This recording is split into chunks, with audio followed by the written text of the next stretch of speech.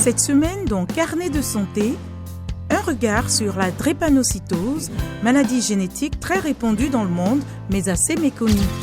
Une ONG en République démocratique du Congo s'attelle à améliorer la santé sexuelle et la situation des femmes handicapées. Comment obtenir ou garder une peau bien hydratée? La réponse dans Conseils et astuces. Enfin, aux États-Unis, l'État d'Ohio a recours à la technologie afin de lutter contre l'addiction aux opiacés. C'est dans cette édition de Carnet de santé.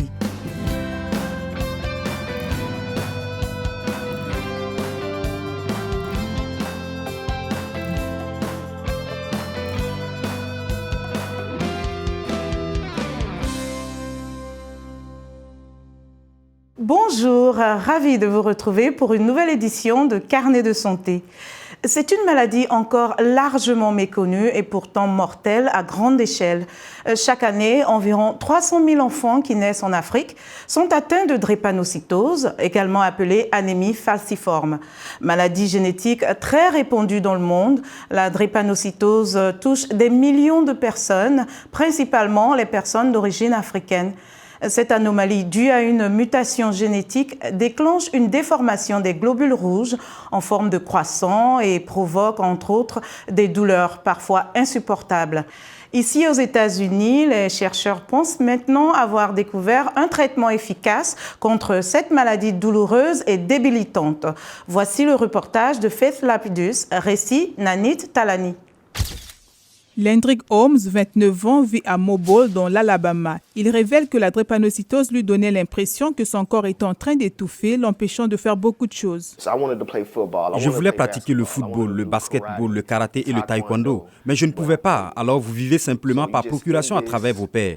J'ai vécu par procuration à travers les gens qui étaient autour de moi et je les observais faire des choses que je ne pouvais pas faire.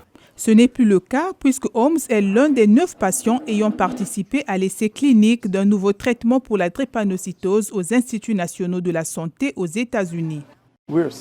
Nous ajoutons simplement le gène, nous laissons le gène défectueux intact. C'est ce qu'on appelle la thérapie par addition des gènes. En l'espace de 2 ou 3 mois, les 9 patients présentaient des signes de rémission et commençaient à retrouver un état de santé normal pour la première fois de leur vie. Je ne suis plus le même Lendrick. Je vais pouvoir dire, ouais, c'est arrivé, j'étais comme ça, mais je n'ai plus d'anémie falciforme. Une transformation spectaculaire.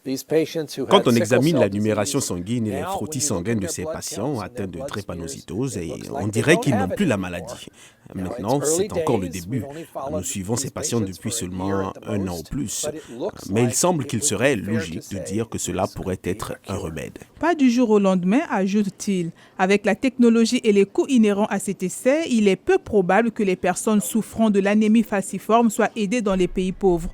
Mais l'approche consistant à introduire un gène corrigé est prometteuse pour toutes les nations, alors que les chercheurs continuent d'affiner et d'améliorer la thérapie. Pour en savoir plus sur la drépanocytose, nous joignons par Skype à Abidjan, Côte d'Ivoire, Eric Agnero, porte-parole de la Fondation LIA. Eric, merci d'être avec nous. C'est un plaisir d'être avec vous, Linord.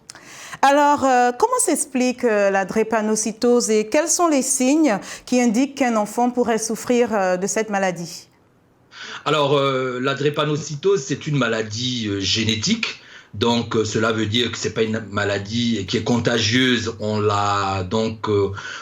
devient drépanocytaire parce qu'on a reçu des gènes de parents qui, eux, sont drépanocytaires.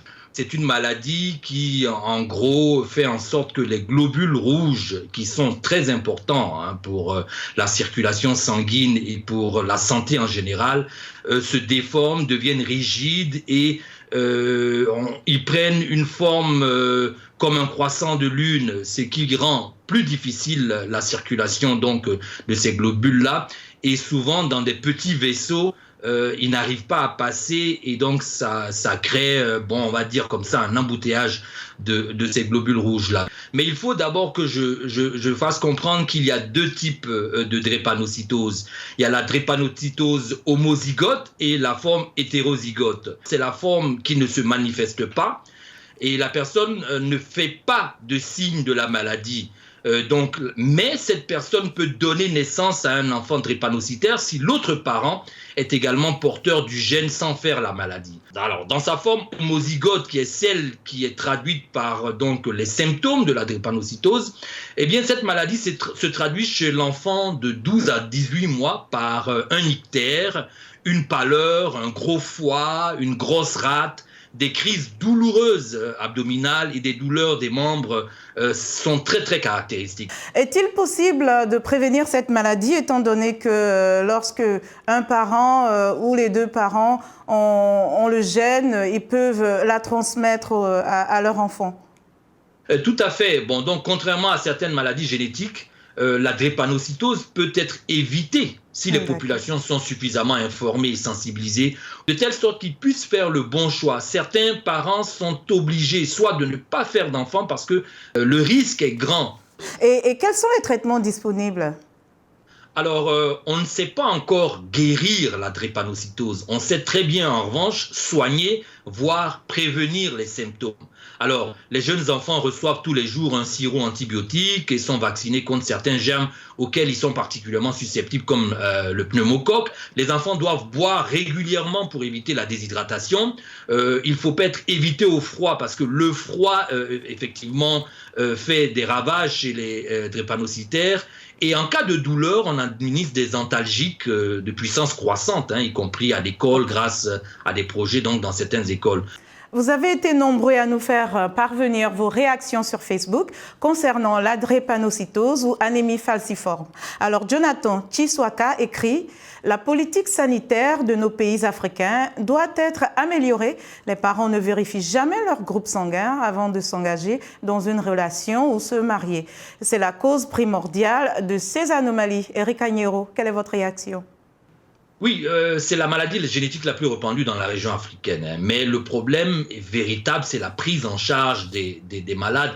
Comme notre ami internaute l'a dit, ça commence déjà par les politiques de prévention et qui sait des tests systématiques avant le mariage. Bon, il faut que le gouvernement encourage cela, mais il y a aussi le manque de centres spécialisés pour la prise en charge. Parce qu'une chose est de prévenir, mais une autre chose est de guérir ou du moins de soigner les personnes malades. Et justement, Eric Agnero, avant qu'on termine, rapidement, la Fondation LIA en Côte d'Ivoire, donc qu'est-ce qu'elle fait pour pallier un peu à cette difficulté-là?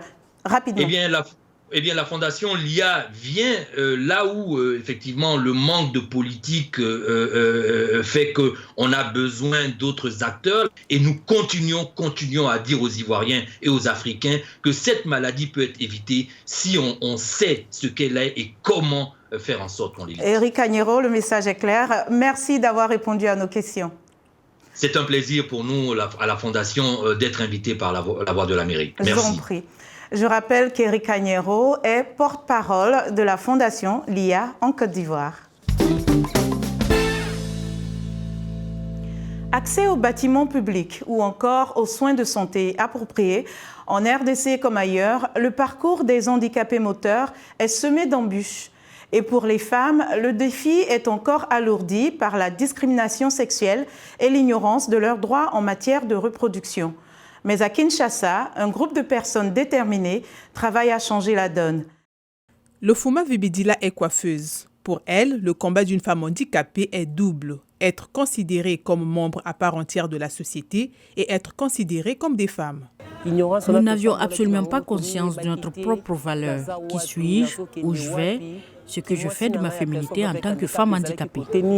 Pour le gynécologue Valentin Titende Badimou, les croyances comme les préjugés sont autant de freins à l'épanouissement sexuel des femmes handicapées. Déjà, la sexualité est un tabou dans nos habitudes. On n'en parle pas trop. Alors, lorsque un parent a une fille en situation de handicap, il ne veut pas entendre parler de cela par rapport à sa fille. Et pourtant, ces filles handicapées ont bel et bien une vie sexuelle qui peut mener à des conduites à risque sans les informations adéquates et l'accompagnement approprié. Elle pense que lorsque moi je suis femme handicapée et qu'il y a un homme apparemment valide qui m'approche, c'est une chance pour moi. Le docteur Alice Mbouyi témoigne que les femmes handicapées sont souvent victimes de discrimination de la part des prestataires de soins de santé, prestataires dont elles dépendent. Certaines handicapées, quand elles arrivent automatiquement, dès qu'elle a accouché, il faut lui donner une méthode. Non. Elle note toutefois des progrès dans l'attitude des prestataires grâce à des campagnes de sensibilisation et de formation organisées par son programme. Bijou Vibidila l'affirme, les programmes de la Codelma lui ont donné la confiance nécessaire pour prendre les bonnes décisions pour elle comme pour sa famille. Sans l'aide d'un homme, s'il vous plaît, sans mendier, c'est mon travail qui m'a aidé à scolariser mon fils. Les femmes en situation de handicap sont aussi exposées aux violences sexuelles, un problème majeur à travers le monde. La peau est composée d'eau à environ 60% et selon les experts, l'hydratation est la base de la bonne santé de la peau. Au-delà de l'aspect esthétique, elle garantit son bon fonctionnement, y compris le renouvellement cellulaire. Cependant, les changements de saison, l'air sec, la pollution et le stress ont tendance à déshydrater la peau. Voici quelques conseils des experts de la clinique Mayo des États-Unis qui pourraient vous aider à garder une peau hydratée. Tout d'abord, évitez le contact prolongé avec de l'eau chaude. Ensuite, utilisez un nettoyant doux. Évitez aussi d'utiliser du savon déodorant et des produits de soins de la peau contenant de l'alcool, des parfums, des rétinoïdes ou de l'acide alpha-hydroxylé. Hydratez votre peau immédiatement après avoir pris un bain ou lavé vos mains. Évitez le café ou l'alcool si possible, car il peut vous déshydrater la peau. Et surtout, augmentez votre consommation d'eau si vous ne buvez pas souvent. Chaque jour, plus de 130 personnes meurent d'une overdose d'opiacés aux États-Unis. Dans l'un des États très affectés par la crise des substances opioïdes, des solutions innovantes sont en cours dans l'espoir de sauver des vies. L'épidémie d'opiacés a eu des conséquences innombrables sur les individus, les familles et les communautés aux États-Unis. L'État de l'Ohio, dans le Midwest américain, a organisé un concours ouvert aux scientifiques, aux entreprises de technologie et aux particuliers pour les aider à résoudre cette crise. 4 gagnants reçoivent chacun $1 million pour développer davantage leurs produits. L'une de ces entrées gagnantes est cette application développée dans les hôpitaux universitaires de Cleveland. L'application aide les médecins à déterminer si un patient risque d'avoir des problèmes de dépendance en cas de prescription d'opiacés. Si le risque est confirmé, le patient obtient de l'aide pour prévenir la dépendance. On estime que 12 000 comprimés opioïdes ont été tenus à l'écart de la communauté. Il ne s'agit pas seulement du nombre de pilules, mais du nombre réel de vies humaines qui se sont améliorées du fait de ne pas être exposés à ces opiacés. Une autre application aide ceux qui se remettent d'une dépendance à suivre leur progrès et à en rendre compte. Une autre solution technologique, c'est ce bouton intelligent qui permet aux personnes dépendantes d'appeler à l'aide. Il a été co-conçu par une société appelée Brave. La technologie Brave offre aux personnes à risque de surdose un moyen de nouer des contacts avec une personne, même si elles sont seules physiquement. Ainsi, en cas de surdose, nous pouvons les trouver et leur apporter immédiatement de l'aide. L'objectif est d'aider au développement de technologies pouvant contribuer grandement à mettre un terme à la crise des opiacés et à sauver des vies. Les opiacés sont des médicaments souvent prescrits par les médecins pour soulager la douleur. Ils provoquent une forte dépendance et peuvent être dangereux s'ils sont mal utilisés. Si vous avez des questions ou pour toutes vos réactions, rejoignez-nous sur la page Facebook de VOA Afrique ainsi que sur notre site web voaafrique.com. Vous pouvez aussi me suivre sur Twitter @linormoudou. C'est la fin de cette édition de Carnet de santé. Merci de nous avoir suivis. D'ici la semaine prochaine, portez-vous bien et à bientôt.